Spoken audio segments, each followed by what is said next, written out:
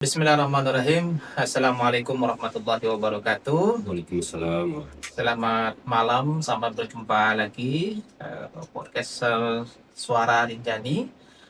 Pada malam hari ini kita akan berbincang terkait dengan kesenian dan budaya Lombok, khususnya di Lombok Timur ya. Dan saudara-saudara, pada malam hari ini saya tidak sendirian.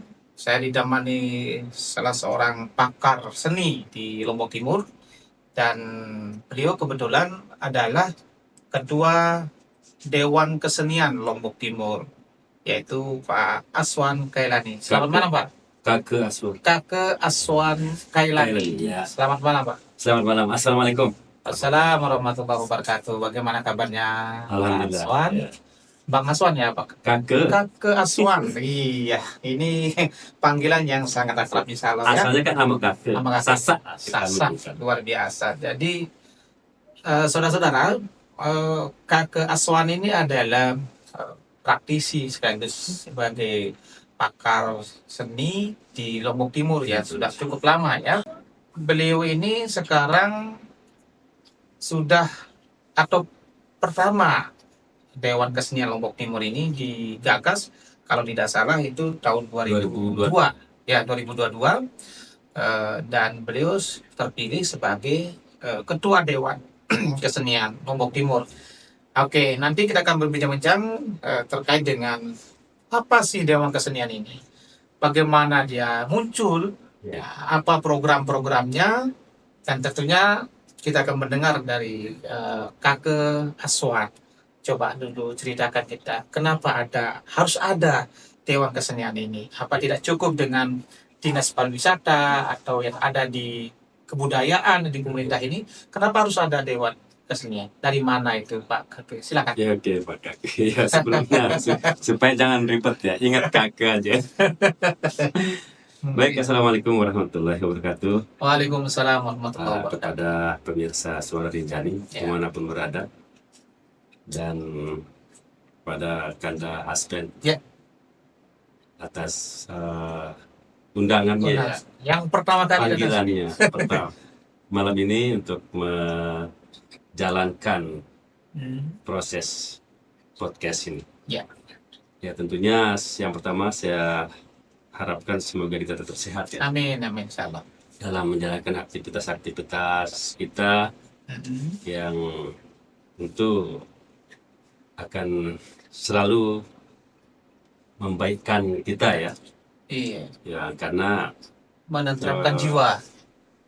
Kalau bicara seni itu bagaimana kemampuan kita untuk selalu mengolah pikiran kita. Iya. Untuk membuat mencipta karya-karya yang kreatif ya. Tentang Dewan Kesenian, kalau saya pribadi berbicara tentang kebutuhan Dewan Kesenian, sepertinya tidak semua sepakat ya. Karena di beberapa daerah, sebagian kecil tapi belum terbentuk lembaga yang bernama Dewan Kesenian.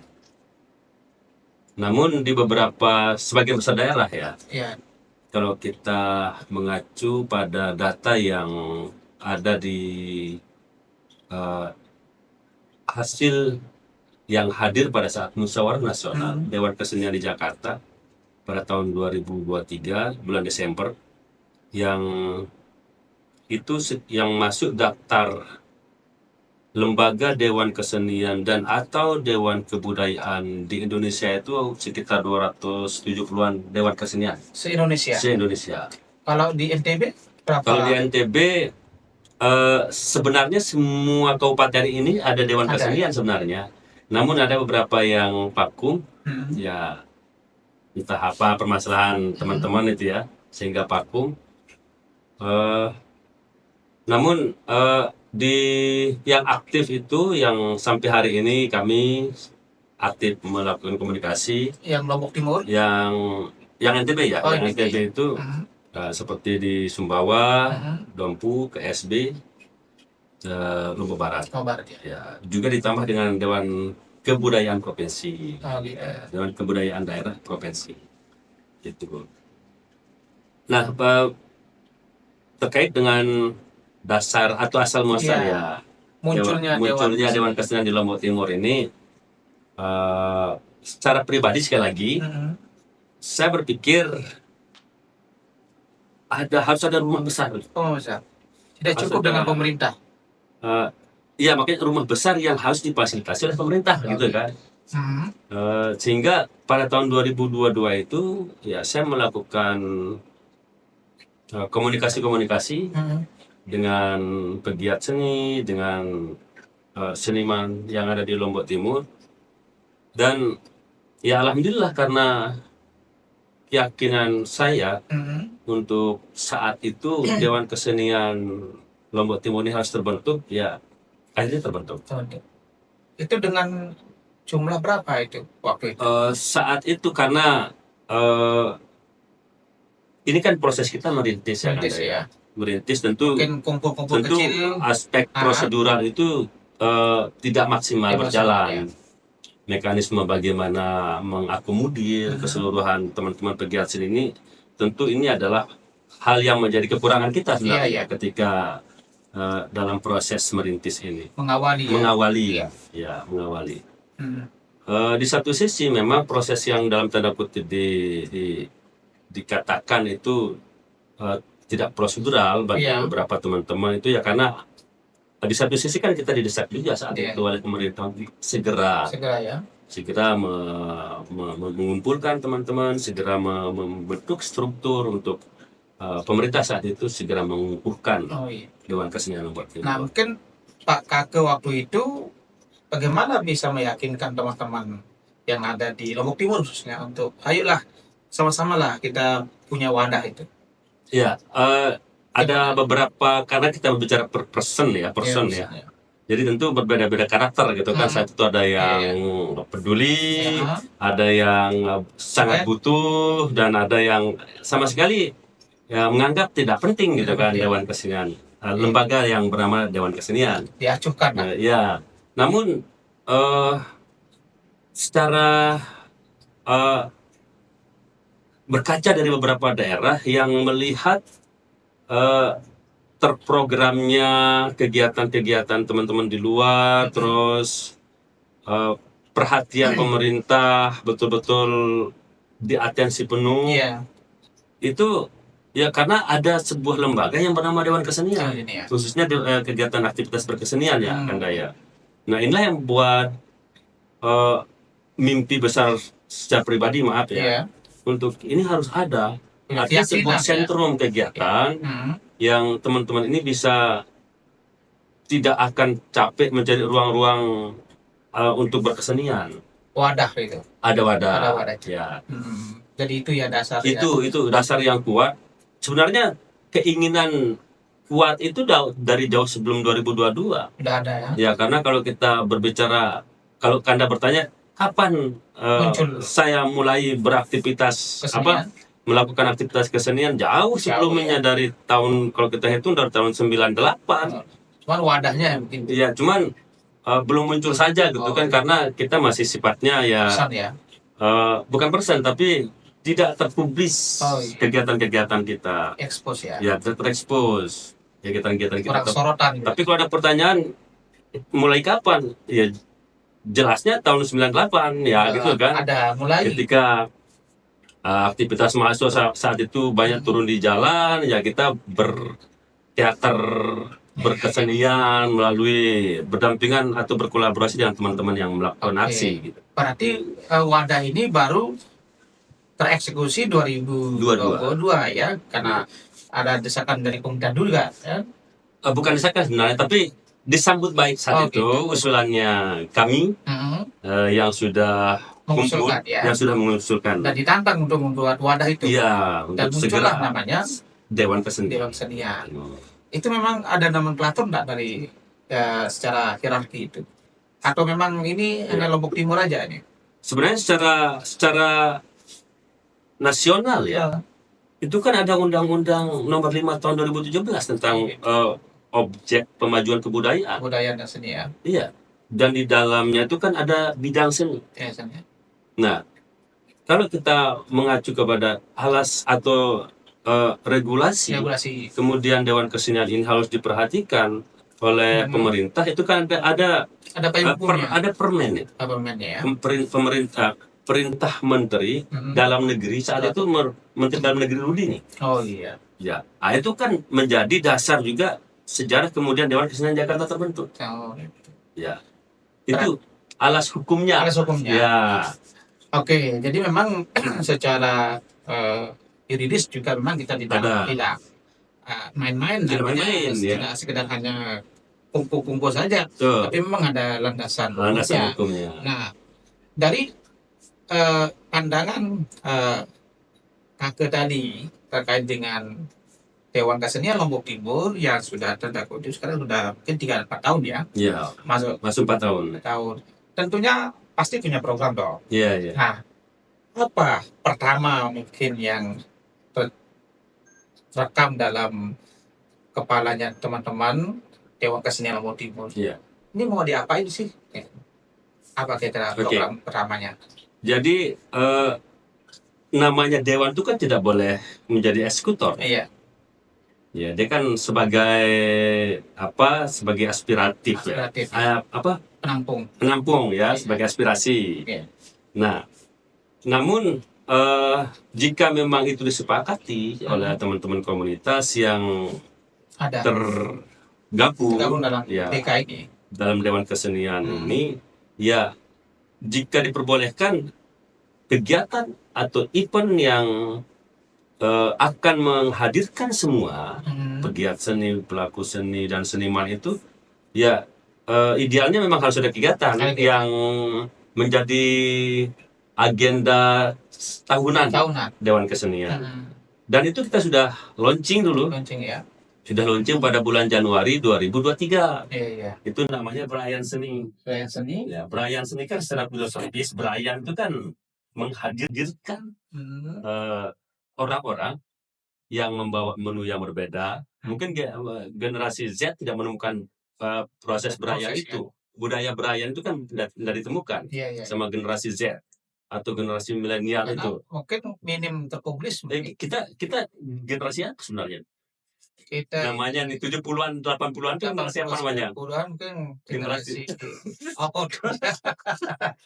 Nah, kalau generasi milenial itu kan tidak ketemu, dia tidak menemukan budaya tradisi Berayan itu, di mana Berayan ini kan kita masing-masing membawa makanan, jamuan membawa makanan kita dari rumah dengan menu yang berbeda-beda di satu tempat. Nah, itulah filosofisnya Berayan Seni. Jadi teman-teman membawa teman-teman di masing-masing desanya, kecamatannya membawa sajian yang berbeda-beda, bentuk kesenian yang berbeda-beda dilakukan di satu tempat. 2023 itu di mana itu acaranya? Di Pemda, di kantor bupati, di halaman teras depan. Yang menggunakan dulang itu ya? Enggak, beda ya? Beda. Itu kemarin. Oh, itu. Kalau kita kemarin waktu Berayan Seni itu menghadirkan gendam beli, tapi gendam beli anak-anak, itu SD, terus ada light painting, lukis, terus ada tarian, tradisi, dan karena kegiatannya 1 hari, ya sebenarnya di program yang kami sudah buat itu program kegiatannya selama 1 bulan. 1 bulan ya. Ya, 1 bulan karena memang ada gebiar, ada festival, dan ada hiburan-hiburannya. Berarti dalam konteks pelestarian dong.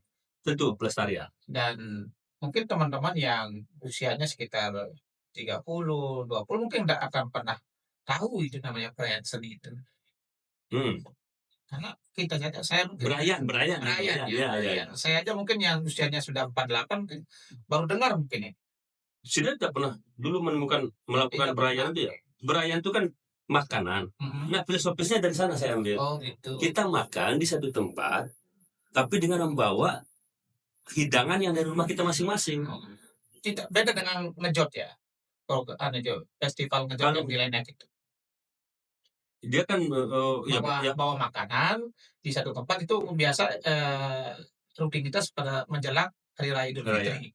Nah, kalau kita berbicara ke kata Berayan itu kan secara filosofis. Dulu angkatan kalau zaman angkatan 70-an 80-an tuh menemukan itu ya. budaya beraya itu. Jadi ketika kita anak-anak gitu ya, kita senang sekali makan bareng. Beda bergabung lagi. Bergabung beda. Ya. Mungkin di tempat sini dulu namanya, pernah sudah temukan tuh enggak ya? Kalau bergabung di Begawi sering? Enggak, bukan Begawi Beda ya? Bukan Begawi.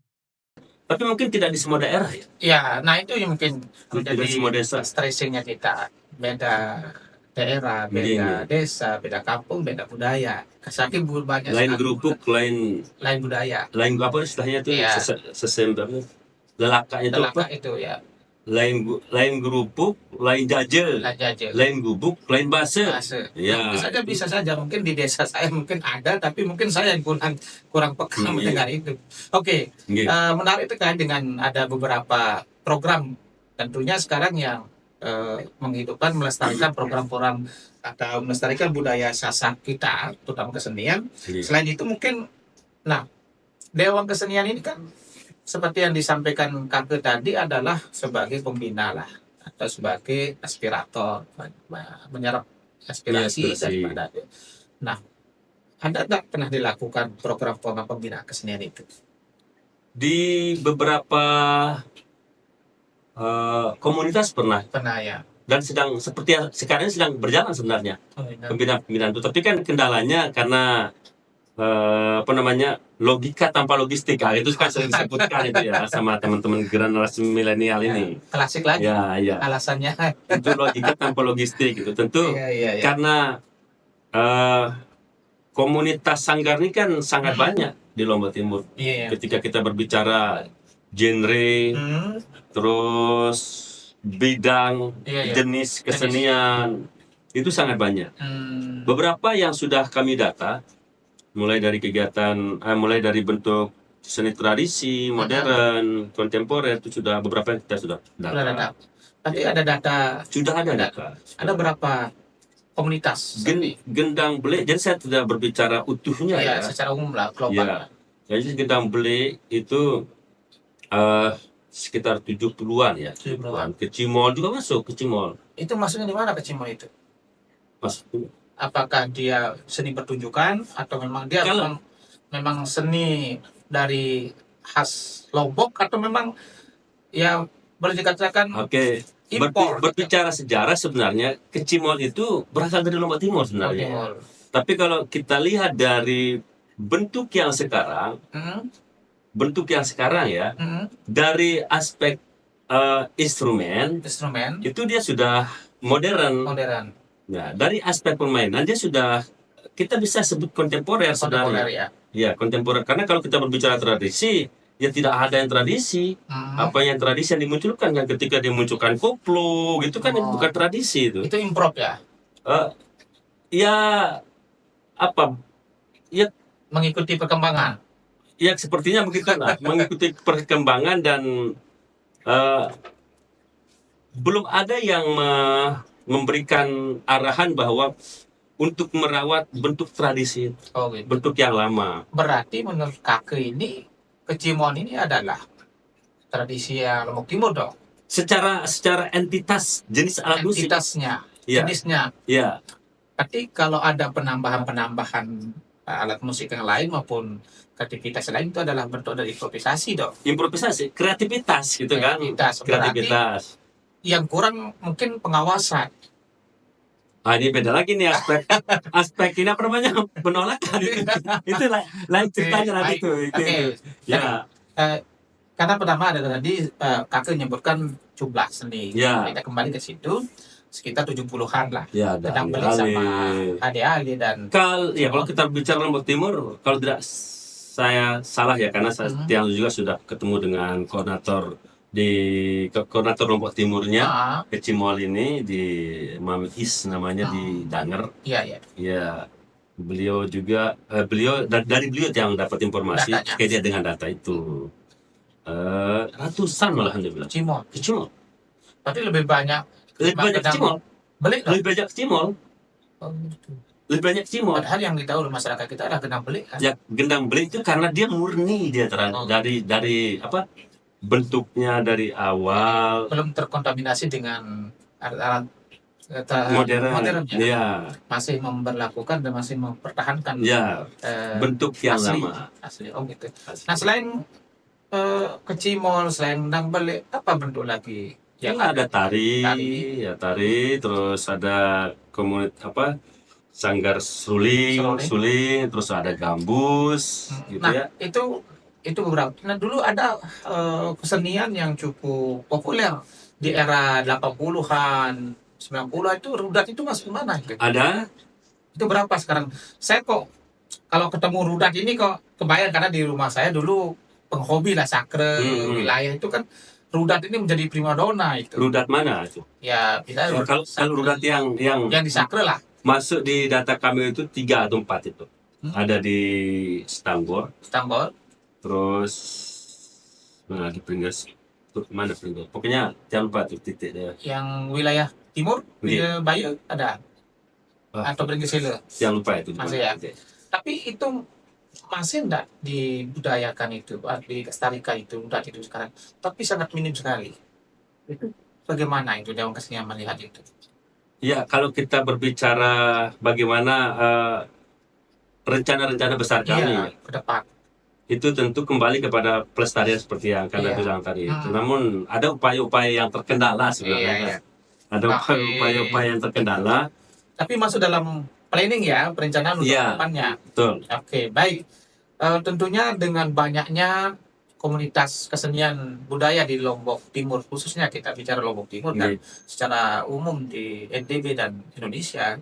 Nah tentunya sekarang dengan ini nih, mumpung pemerintahan baru nih, yang baru beberapa bulan dilantik nih, Kakek, apa yang diharapkan dari pemerintah daerah untuk mensupport program-program dari Dewan Kesenian ini? Atau ada enggak? Atau sudah ada supportnya? Coba ceritakan dulu.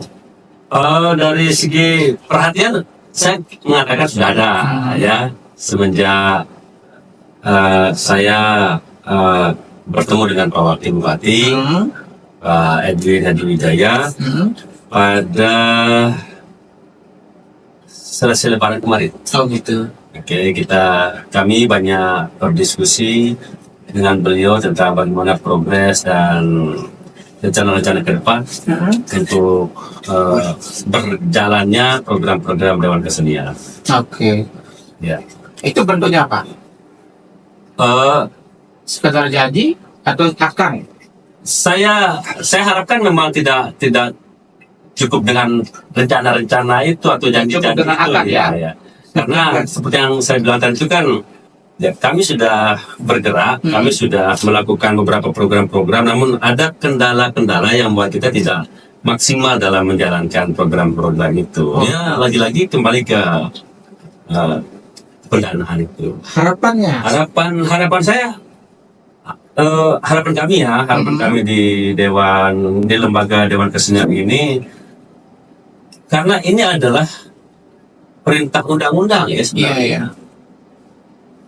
Undang-Undang Nomor 5 2017 itu bagaimana kemajuan kebudayaan. Kemajuan kebudayaan. Walaupun dari arahannya Pak Wakil Bupati untuk supaya bisa mengakomodir semua, tidak hanya seni ya, tapi semua aktivitas kebudayaan di Lombok Timur ini, dengan bagaimana kita merubah Dewan Kesenian menjadi Dewan Kebudayaan atau Dewan Kesenian dan Kebudayaan. Ya, saya berpikir ya, kita kan menjalankan perintah bupati gitu kan, menjalankan perintah pemerintah gitu kan, keinginan pemerintah ya silahkan. Gitu. Tapi jangan melupakan. Nah, ini kan di Lombok Timur atau di daerah kita kan ada namanya Dinas Pendidikan dan Kebudayaan. Bagaimana sinerginya? Komunikasinya? Untuk saat ini belum. Secara pribadi saya dan juga di lembaga belum melakukan komunikasi itu, karena kami melihat pemerintah hari ini belum maksimal untuk mengakomodir kebutuhan lembaga-lembaga yang dibentuk. Berarti sama artinya untuk tahun anggaran 2025 ini belum ada anggaran untuk Dewan Kesenian. Ya pemerintah kan bisa ngakal-ngakali mau diambil di mana gitu kan, dari mana sumbernya gitu. Itu kan tergantung keinginan pemerintah sebenarnya. Pimpinan kan untuk kemudian memberikan itu dari sumber yang mana gitu kan. Tapi saya rasa tidak ada yang tidak bisa sebenarnya, jika harapan kami ini juga kan, jika pemerintah tidak menutup mata dengan keberadaan Dewan Kesenian ini. Tapi hasil komunikasi dengan Pak Wabuk ada secerca harapan. Seperti yang saya katakan tadi, harapan beliau untuk Dewan Kesenian ini terus berlanjut, kita menjalankan program-programnya sesuai yang sudah direncanakan itu bisa berjalan dengan Oke, berarti sudah menyampaikan apa program sudah dan diterima dengan baik sama Pak Wabuk. Respon sangat bagus, alhamdulillah. Pak Bupati dengan Pak Wakil Bupati juga sangat mengapresiasi, karena ini juga kan bagian daripada visi misi beliau saat sebelum menjadi bupati dan wakil bupati, saat menjadi calon, untuk bagaimana memenuhi kebutuhan teman-teman pegiat seni dan budaya di Lombok Timur. Oke, kita berharap tentunya apa yang disampaikan oleh pemerintah daerah bisa dieksekusi dengan Amin. pas ya, jangan sampai akan. Iya. Jadi permasalahan ini penyakit pemerintah selalu jalan akan. Tapi ketika tataran eksekusi, nah ini yang terkadang akan nanti insya Allah gitu. Insya Allah ya. Baik, terima kasih pemirsa Suranjani. Tentunya pembicaraan kita cukup menarik pada kesempatan ini dengan Aswan Khairani. Dan tentunya beliau adalah tadi sudah kita jelaskan bagaimana kepakaran di bidang seni. Tentunya kita berharap budaya maupun kesenian di Lombok ini tentunya bisa berkembang terus dan bisa memberikan support kepada pembangunan daerah. Nah, terakhir nih, apa bentuk sumbangsih? Sebelum ke sumbangsih ya. Sebelum ke sumbangsih, ini sebagai pengingat dan pertimbangan kita mungkin namanya ya. Iya. Pengingat dan pertimbangan kita selaku rakyat Indonesia dan selaku rakyat di Lombok Timur, masyarakat di Lombok Timur. Iya. Karena kita perlu mengingat bahwa seni budaya itu ada investasi. Hari ini daerah-daerah yang lain itu sedang menghidupkan dan merawat aktivitas seni dan budaya mereka. Sementara kita masih setengah hati. Saya mengatakan setengah hati karena kepedulian itu ada, namun pertimbangan lain-lain yang kemudian membuat sikap setengah hati itu muncul. Ya, sebenarnya prihatin kita ada, tapi ada pertimbangan yang kemudian membuat setengah hati itu ada gitu ya. Iya. Nah, bagaimana hari ini betul-betul banyak beberapa ya kesenian yang sangat meresahkan muncul ya, karena ini lagi-lagi kan tidak adanya kepedulian sebenarnya pemerintah untuk melihat dan peduli terhadap bagaimana permasalahan-permasalahan itu segera diredakan gitu ya, segera dituntaskan. Nah, beberapa hari kemarin saya mendapat kiriman gitu ya, ketika ada tarian baru yang dilakukan oleh anak-anak di bawah, anak-anak di bawah umur gitu kan. Ya, tarian ancu-ancu namanya, ini kan sangat meresahkan sekali, sangat miris sekali terjadi di daerah kita yang notabene Pulau Seribu Masjid itu. Nah, kota santri. Kami di Dewan Kesenian tentu punya batasan untuk bagaimana membuat kebijakan-kebijakan yang sifatnya melarang atau mengatur. Iya. Tentu punya batasan. Namun ketika pemerintah merangkul mereka, ya tentu ada hal-hal yang akan menjadi turunan dari tindakan pemerintah untuk menuntaskan permasalahan-permasalahan yang meresahkan dan mencederai nama baik Pulau Seribu Masjid ini. Tentunya kata kuncinya adalah sinergitas ya. Bagaimana membangun komitmen sinergitas dan kolaborasi ya antara Dewan Kesenian dengan pemerintah daerah. Tidak bisa dong Dewan Kesenian yang tanda kutip tidak punya uang untuk eksekusi. Nah, tentunya dan ini saya tambahkan ini.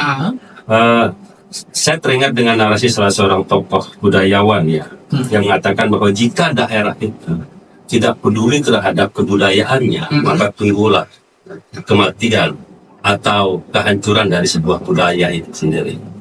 Dan mudah-mudahan Lombok Timur tidak seperti itu ya. Ya, kalau tidak dipedulikan, kalau tidak diperhatikan, mereka kan sekarang ini sudah bergerak sesuai dengan keinginannya sendiri. Berarti ini fenomenanya berangkat dari situ dong, karena tidak ada kepedulian pemerintah, hanya dia bagaimana dia menghasilkan dong. Dari pada aspek kebutuhan hidup itu siapa yang bisa melarang? Oke. Tapi ketika kita berbicara pada entitas bentuk seni atau kebudayaan itu yang tidak sesuai, nah di sini kan harus pemerintah juga terlibat, turun tangan pemerintah. Dan dalam konteks ini Dewan Kesenian kan tidak punya kekuatan apa-apa, hanya memberikan satu saran. Iya. Dan membantu dalam, dan itu kekuatannya kan seberapa kecil kekuatannya ketika kita hanya memberikan pemahaman kepada teman-teman tanpa adanya kebijakan-kebijakan yang sifatnya apa bentuknya itu, apakah itu awik atau peraturan-peraturan. Berarti dong artinya harus turun, harus semeja ini dong pemerintah daerah dalam Dewan Kesenian untuk menata itu, mengatur itu. Itulah harapan saya kemudian ya, pemerintah marilah serius, serius memperhatikan, serius peduli terhadap merawat ya kesenian dan kebudayaan kita yang dia adalah menjadi identitas kita yang sangat membutuhkan perhatian dan sangat membutuhkan perawatannya untuk terus tumbuh dan hidup gitu, Pak. Nah, seperti yang saya katakan tadi, Bang, daerah lain itu sedang mengemas cantik, merawat dan menghidupkan budaya kesenian dan tradisi budaya mereka. Sementara kita ini kan masih mencari bentuk. Iya. Belum sampai hari ini masih bukan Lombok Timur gelap budaya ya. Iya, kalau Anda mengatakan seperti itu, saya iya kan itu kan. Harapan kami begini ya. Jadi setiap sederhana sebenarnya, jikapun itu tidak dieksekusi oleh Dewan Kesenian, tapi tanggung jawab kita peduli itu kan tanggung jawab bersama, bukan atas dasar ada Dewan Kesenian, ya. Tapi Dewan Kesenian ini kan sebuah lembaga yang ya namanya saja kesenian. Jikapun tidak ada lembaga, mereka tetap bekerja kok, mereka tetap beraktivitas. Lembaga seni ini sebagai fasilitator saja mungkin ya ke pemerintah daerah, menjembatani apa keinginan dari pelaku-pelaku seni. Iya, tapi tidak pun ada Dewan Kesenian, sebenarnya mereka kan tetap bergerak, mereka tetap hidup walaupun survive gitu kan. Nah, permintaan saya sederhana sebenarnya, harapan saya dan mimpi besar saya sederhana sebenarnya. Ketika ada tamu-tamu yang datang ke Lombok Timur ini khususnya, mari disajikan atas kekayaan seni tradisi kita yang kita punya itu, yang kita munculkan. Yang selama ini belum muncul ya. Penglihatan saya ya belum serius dimunculkan. Banyak tamu-tamu kita dari mancanegara, dari nasional, seharusnya itu munculkan. Iya, dan orang luar itu kan mencari yang tidak ada di daerah. Nah, apalagi kita berbicara kebudayaan, tentu mereka itu kan mencari apa sih aktivitas budaya yang ada di daerah ini. Nah, ini yang harapan saya lagi-lagi ke pemerintah ini, marilah lebih peduli terhadap aktivitas seni dan budaya kita, khususnya tradisi ya. Khususnya tradisi, karena tradisi ini adalah bagian daripada identitas kita. Bentuk daripada sebuah identitas satu daerah itu adalah budaya seni dan budaya. Tentunya akan bisa cover semua itu kalau pemerintah daerah turun tangan dan sangat peduli. Itu kata kuncinya, peduli. Yang sekarang ini supaya jangan ada muncul bahasa atau statement Lombok Timur gelap budaya. Baik. Itu temanya berarti Lombok Timur gelap budaya ini. Semoga di pemerintahan baru ini Dewan Kesenian disupport dengan baik oleh pemerintah untuk membina, melestarikan budaya dan kesenian kita. Itu harapan kita. Terakhir mungkin ini, apa kontribusinya nanti kira-kira ke depan? Atau sudah ada gambaran untuk peningkatan pembangunan daerah di budaya kesenian? Ya, kembali saya katakan bahwa jadi tidak akan masuk akal daerah-daerah lain itu sangat bangga dengan kesenian dan kebudayaannya dan pull up ya menjadi sebuah event besar jika tidak menguntungkan. Keren. Berarti ada nilai yang ditunjukkan dong dari sebuah budaya itu sehingga menarik wisatawan mancanegara maupun nasional. Ya. Kalau budayanya dikemas dengan baik, diberdayakan, dikelola, tidak hanya cukup dengan bahasa kan. Ya. Baik, tentunya akan menghasilkan PAD dong. Kalau ada jelas. Kalau memang dikelola dengan baik. Ya. Contoh gini kan, kalau event berayan seni yang akan diadakan oleh Dewan Kesenian yang kegiatannya selama 1 bulan, bayangkan. Ini tahun ini rencana mau ada kan? Mudah-mudahan disupport. Oke. Mudah-mudahan diperhatikan ini. Baik. Serius ini. Pemerintah daerah tentunya harus perhatikan dong. Selama 1 bulan menghadirkan semua kegiatan pelaku seni, sanggar seni, komunitas seni itu berada di satu titik beraktivitas, mengapresiasi karya mereka. Baik itu bentuknya event. Terus gebiar. Nah, itu kan bagaimana karena dari kita hadirkan dari beberapa daerah, tentu masing-masing daerah ini kan akan menghadirkan supporternya masing-masing. Oke. Nah, bagaimana? Ya, pasti itu kan sudah ada gambaran akan ramai.